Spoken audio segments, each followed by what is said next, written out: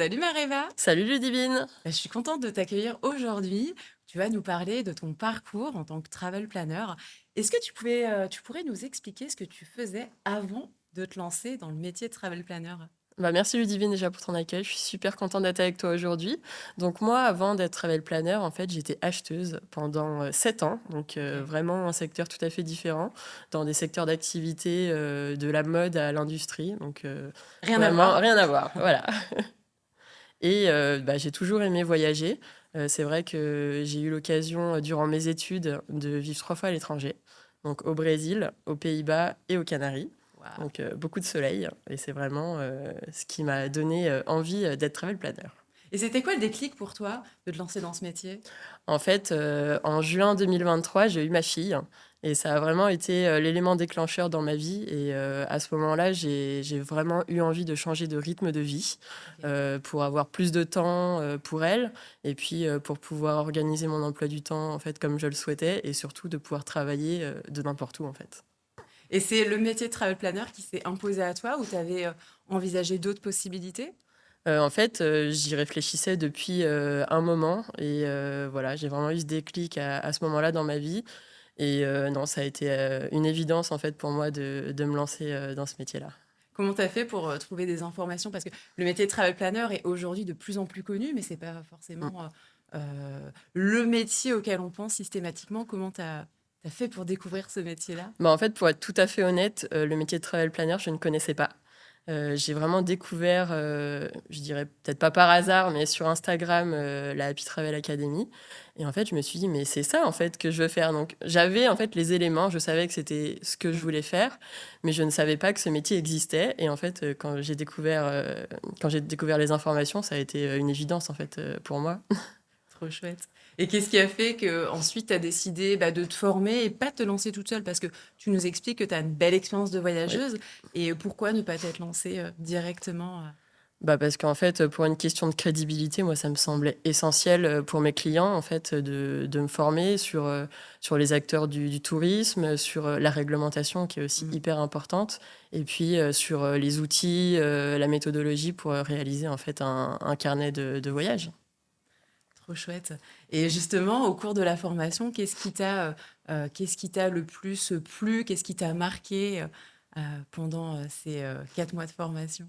Ce qui m'a marqué, c'est vraiment, en fait, la possibilité déjà de pouvoir travailler à distance Mm. et au rythme, que je pouvais parce qu'en fait, j'ai un enfant en bas âge donc Mm.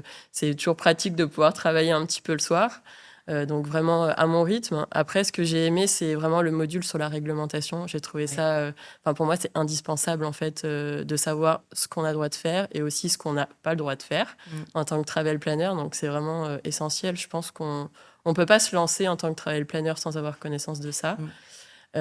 Et puis, le dernier point hyper important, c'est le réseau de travel planner auquel on a accès avec la formation. Ça a vraiment été, c'est, je pense, le point le plus important où on peut se soutenir entre nous quand on a des problématiques. On Mm. peut aussi partager nos réussites. Et voilà, on a un petit groupe sur Lyon, c'est vraiment très sympa. Et ouais, La ça, team c'est lyonnaise ça, en voilà. force. Donc, c'est vraiment un beau réseau et c'est quelque chose qui est hyper important. Trop chouette.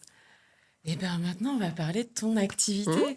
Comment tu t'es lancée? Est-ce qu'à la base, tu avais certaines craintes avant de te lancer?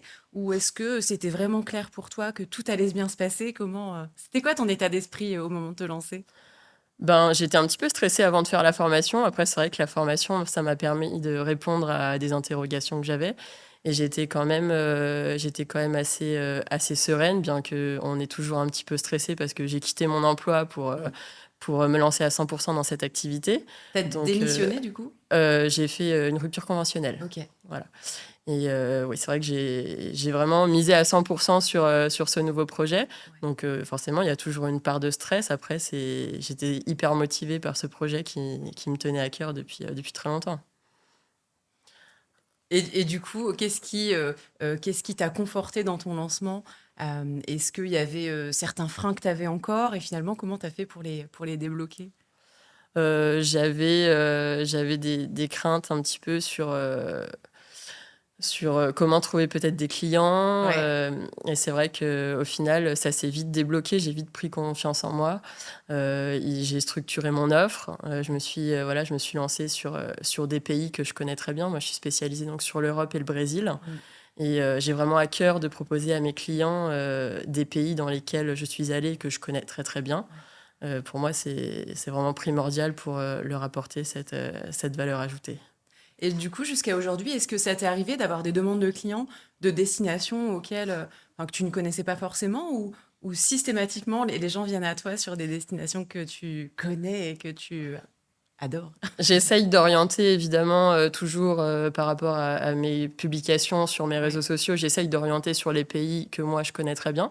Après, ça m'est arrivé une fois, j'ai eu un projet d'un client qui souhaitait partir à New York et je ne suis jamais allée à New York. Là, par contre, moi, je joue totalement la transparence avec mes clients. Donc, c'est-à-dire que je lui ai dit, écoutez, moi, c'est mon métier, je suis capable de le faire. Par contre, en connaissance de cause, je préfère vous dire, je n'y suis jamais allée. Et le client a souhaité me faire confiance sur ce dossier et ça s'est hyper bien passé. Il était très content. Donc voilà, Trop chouette. Bah oui, à partir du moment où tu as la méthodologie pour faire une exactement. destination, finalement, tu gardes C'est ça, le même tout à cap fait. sur les Mm, process qualité. Chouette. exactement. Du coup, tu t'es lancé officiellement, là on est en décembre 2024, tu t'es lancé officiellement il y a combien de temps?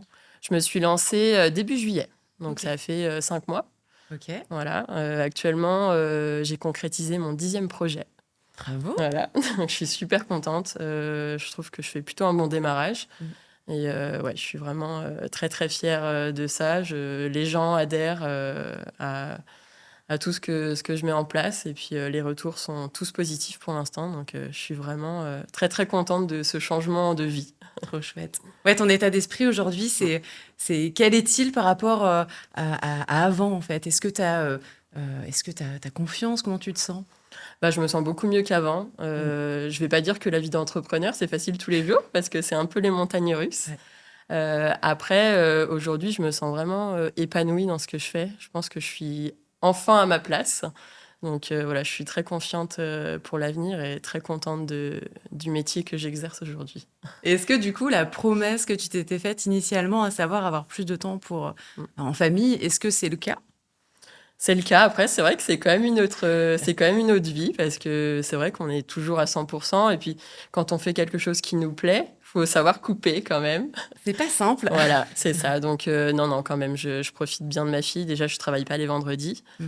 C'est quelque chose que j'avais souhaité conserver. Donc, voilà, je passe ce temps-là avec elle et c'est vraiment voilà, une qualité de vie qui est Mm. bien meilleure que celle que je pouvais avoir avant. Et justement, là, tu me disais, avant qu'on commence cet enregistrement, que tu étais partie en vacances en Grèce, Mhm. en famille, du coup. Oui. Chouette. Et cette expérience de voyage, qu'est-ce qu'elle a changé en tant que travel planner versus avant quand tu partais sans être professionnel du métier du tourisme? En fait, aujourd'hui, avant, je partais beaucoup en couple. C'est un petit peu ma spécialité d'ailleurs, parce que j'expérimente, on va dire, le voyage avec un enfant en bas âge, donc c'est Ouais. totalement différent.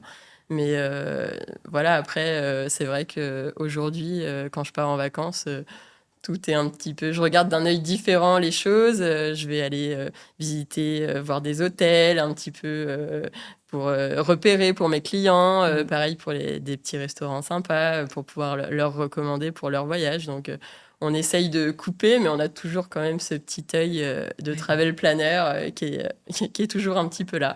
Et finalement, c'est plus un style de vie qu'un Mm. métier pour toi? Bah, c'est vrai que on joint l'utile à l'agréable, puisque c'est vrai qu'à la base, c'était quand même une passion. Ouais. De pouvoir en faire mon métier, c'est vrai que c'est l'idéal pour moi. Donc oui, on n'a pas l'impression de travailler quand c'est Mm. comme ça. Donc c'est génial. Et revenons-en sur tes projets clients. Donc Oui. aujourd'hui, tu as concrétisé 10 projets clients Mm. depuis ton lancement. Est-ce qu'il y a des clients qui t'ont marqué en particulier? Des clients qui m'ont marqué, j'en ai eu plusieurs. Bah, ce client dont je te parlais juste avant, New York? à New York, voilà, ça a été vraiment un accomplissement, une réussite pour moi parce que voilà, je connaissais pas la destination et Mm. j'étais vraiment très très heureuse d'avoir répondu à ses attentes. Après, un des voyages qui m'a aussi marqué, c'est le premier voyage à Rio de Janeiro, parce que en fait, j'y ai vécu 6 mois, Ouais. il y a une dizaine d'années. Et c'est vraiment une destination que je souhaite mettre en avant dans ma marque. Et j'étais vraiment très, très heureuse de pouvoir partager avec mes clientes ma passion pour ce pays. Mm. Et ouais, c'est vraiment une grande fierté. Et puis, elles étaient très, très contentes parce que c'est un pays qui peut faire parfois un petit peu peur. Et voilà, j'ai vraiment cet objectif de transmettre ma passion à mes clientes. Et en fait, ça a été ma deuxième cliente et j'étais vraiment très contente que ça prenne aussi bien en fait sur ce type de destination. C'est tombé sur Rio, sur Ouais. ta destination Ouais. de cœur. Oui. Et du coup, justement, est-ce que tu peux nous partager quelques points intéressants à voir sur Rio? Peut-être Oui. deux, trois spots.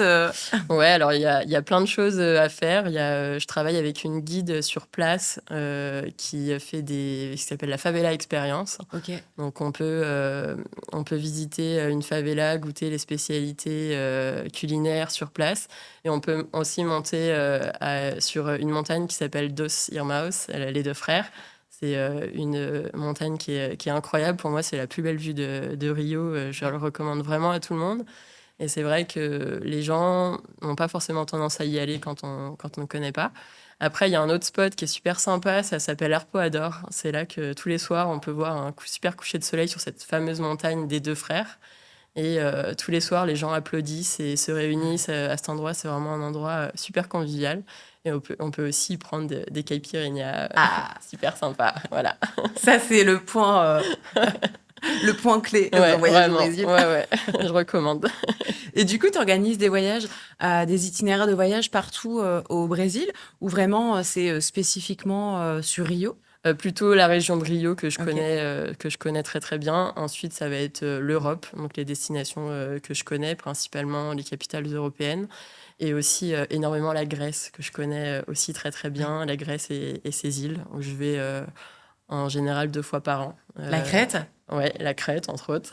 On a bossé sur un projet Ouais. ensemble pour l'une de mes clientes, Sandra. Comment ça s'est passé, cette collaboration pour toi? Parce que c'est un petit peu différent de gérer, on va dire, ses propres clients.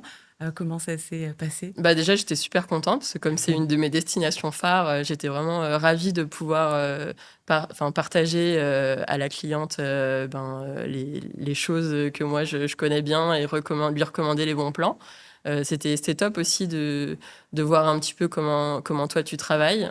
J'ai beaucoup aimé cette collaboration et puis quand on est en lancement, c'est toujours chouette de voir qu'on nous fait confiance Mm. sur ce type de projet. Ouais, c'était au tout début en plus, Oui, je crois que ça devait être quasiment. mon troisième projet ou mon deuxième. Ouais, donc, c'était vraiment chouette. J'étais super contente.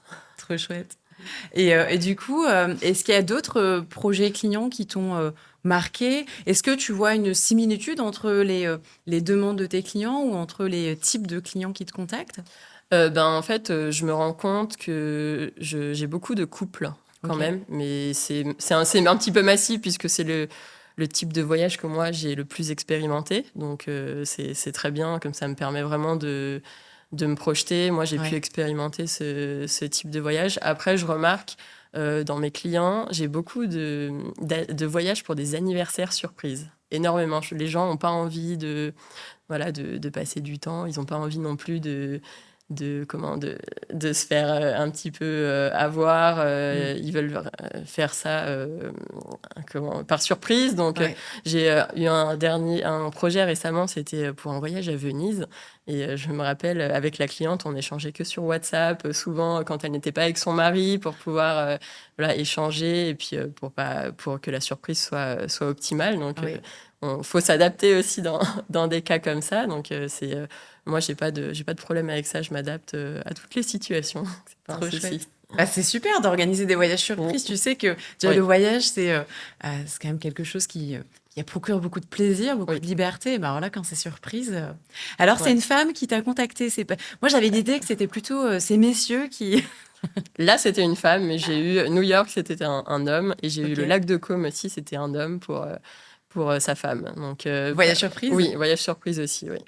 Ça, c'est une bonne idée Ouais, pour les cadeaux de Noël, cadeaux de tout à fait. Saint-Valentin, cadeaux Oui, d'anniversaire, de mettre ça en exactement. valeur. Et puis, je gère aussi les lunes de miel. Là, j'ai récemment un nouveau projet, donc sur une lune de miel à Tenerife, aux Ok. Canaries, pour juin prochain. Donc voilà, globalement, on est quand même sur des couples quand même pour des occasions particulières. Mm. Ça peut être des vacances classiques, mais beaucoup d'occasions particulières quand même. Les gens ont envie de se faire plaisir. Et puis il y a le petit carnet de voyage qui est toujours aussi un petit plus qu'on peut offrir Mm.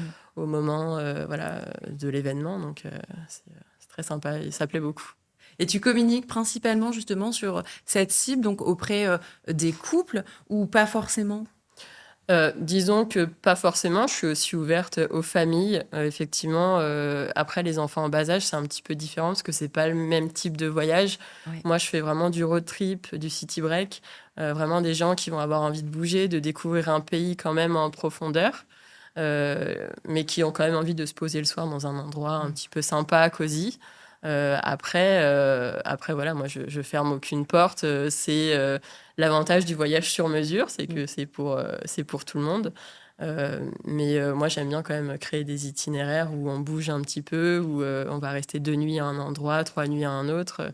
C'est vraiment ma spécialité. Et je me rends compte que les clients qui me contactent, finalement, je pense que je communique plutôt assez bien parce Mm. que les gens qui me contactent, en général, on est sur cette cible-là. Donc c'est plutôt chouette. Et du coup, les personnes qui te contactent, c'est quoi leurs besoins à la base? Est-ce que c'est... ok, je te laisse t'exprimer.